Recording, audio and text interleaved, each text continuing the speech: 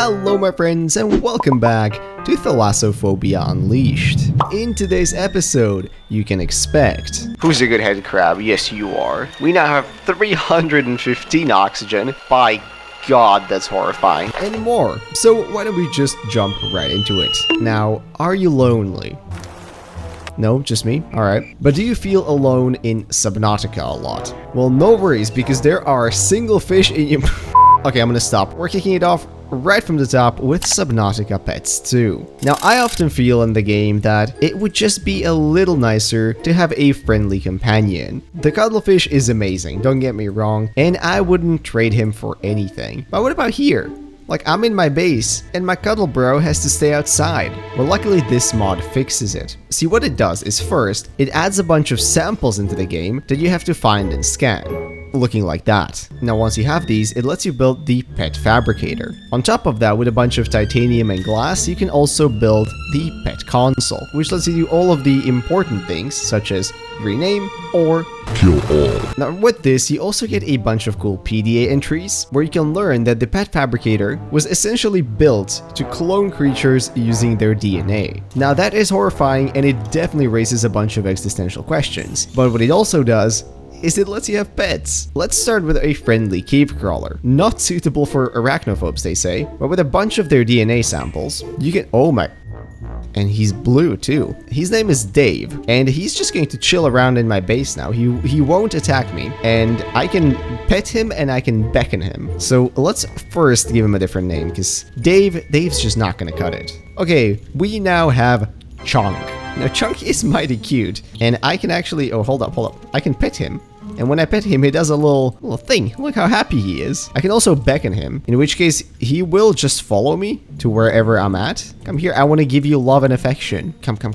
Yeah, there you go. Who's a good head crab? Yes, you are. Oh, he's so adorable. Now again, if I didn't like Chunky anymore, I can just end him. But I think let's make some more pets, shall we? We have the blood crawler. He was also named Chunk, which is nice. Hey friend, I can pet him too. And he seems to like it. He also makes spooky noises. But of course, my favorite, outside of the alien robot, which is also adorable, has got to be the crab squid. Now, you would think that this thing is absolutely horrifying, and I genuinely, I'm not sure how it manages to like float around the base so well, but when it's so small, it's actually kind of cute almost. And I can make it follow me as well, which is super cool. Okay, now the nice thing here should be that they won't leave the base, and in fact they will just chill on the inside. An amazing mod. If you guys are missing some companionship in the game, I highly recommend it. But don't go away just yet. We have more stuff. I love decoration mods.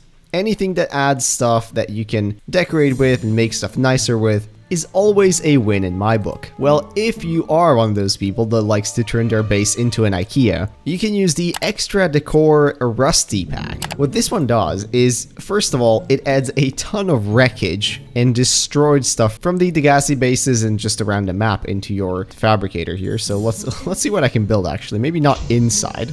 You can build life pods just like this, which is, I mean, I'm not really sure what you would do with it, but it is certainly cool. I also like Exploded Debris 16, just an absolute classic. But some of these are genuinely super cool. If you want to build multiple bases, or maybe some that look a little rustic, like they've already been around for a while, this is definitely a good way to do it. And it also works pretty well for interior modules. Stuff like locked doors, broken terminals, or like a tool workshop where maybe you had some parts lying around that you were trying to fix.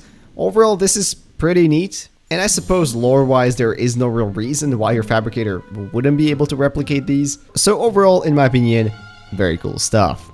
Let's move on. And now, before we hop on to what I believe is proper nightmare fuel, do you ever feel like the oxygen tanks in this game are just not enough? Like, heck, what do I know? Maybe you just don't like the vehicles. Maybe you wish that you could explore everything just with your O2 tanks, but that's kind of difficult. And doing that speedrunner strat where you switch oxygen tanks underwater as they deplete, and that might just not be your thing, because let's be honest, it's just a bit of a hassle to have to open your inventory. Well, luckily for you, we now have the oxygen link. What it does is extremely simple. It shares the oxygen with all tanks in the inventory. So if I throw myself into survival now, which is going to completely decimate my base here, you can see that right now I have 135 oxygen. This comes from the single high capacity tank I have equipped. Now I'm going to fill up all 3 of my tanks, and now let's equip the oxygen link. And would you look at that? Oh, stop eating me, floater.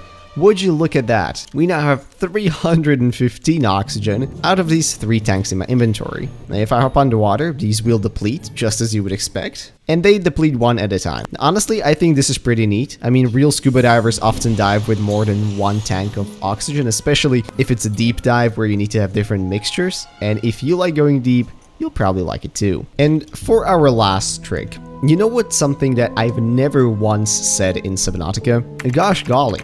The Reaper sure isn't scary enough. And because I've never said this, naturally, I had to get a mod that makes the Reaper scarier. Now, my sources tell me there's a Reaper here. The reason it looks a bit darker than usual is because we're running the Zombie Reaper, skin mod, texture replacement, whatever you want to call it. And all it does is it makes the Reaper look about twice as cursed as it normally does, especially from the front. Like, oh my god, look at this thing. It's just like a weird and mutated version of it, which has been like grown over with algae and stuff. Okay, hold up, I'm gonna disappear from my arms. Let's look at this thing. This does not seem in the slight bit okay to me. I mean, if we look over its body, it's, like, I'm not gonna say that the details of the texture are the highest quality you've ever seen, but if you don't look at it too close, and if you don't focus on the, absolutely insane eyes, it has a pretty cool look, it has a pretty cool vibe. I don't know why anybody would do this. I don't think this should be allowed. By God, that's horrifying. Like, imagine seeing that, man. Yeah, that is the stuff of absolute nightmares, and also I think a pretty good spot to end this video. So, I want to thank you all so much for watching. The links to all of these will be down in the description. And if you liked the video, maybe consider leaving a like, commenting, or subscribing. All of these would be very much appreciated. With that, I'm going to wish you all a beautiful rest of today, and I'll see you in whatever next video I make. Bye-bye.